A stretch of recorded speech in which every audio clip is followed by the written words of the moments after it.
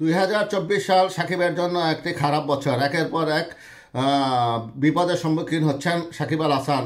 গত ফ্যাসিস্ট আওয়ামী লীগ সরকার ক্ষমতা ব্যবহার করে বিভিন্ন অপরাধ করার পরেও তিনি পার পেয়ে গিয়েছিলেন, কিন্তু বর্তমানে তার পার পাওয়ার কোনো সুযোগ নাই।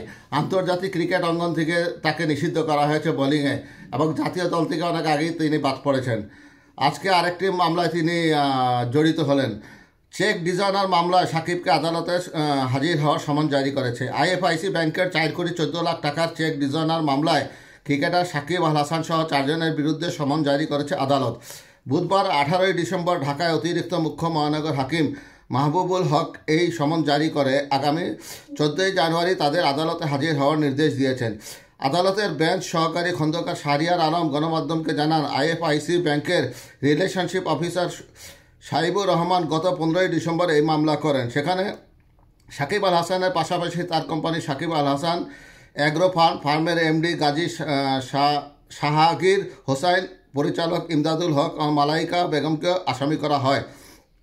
আজ এ বিষয়ে শুনানি শেষে আদালত আসামিদের বিরুদ্ধে সমন জারি করে। মামলা সূত্রে জানা যায়, সাকিবের মালিকানাধীন অ্যাগ্রো ফার্মে ব্যবসায়িক উদ্দেশ্যে বিভিন্ন সময় আইএফআইসি ব্যাংকের বনানী শাখা থেকে ঋণ গ্রহণ করে।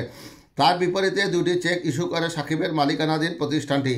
এরপর চেক দিয়ে টাকা উত্তোলন করতে গেলে পর্যাপ্ত টাকা না থাকায় তা ডিজনার হয়। 2 চেকে টাকার পরিমাণ প্রায় 4,15 লাখ। পরে ঋণের টাকা ফেরত দিয়ে আইএফআইসি ব্যাংকের বনানী শাখা নেগোশিয়েবল ইনস্ট্রুমেন্ট অ্যাক্ট অনুযায়ী দৈনিক পত্রিকার মাধ্যমে লিগেল নোটিশ পাঠান। এরপর 30 দিন পার হলেও সাড়া না পেয়ে আদালতে এই মামলা করা হয়।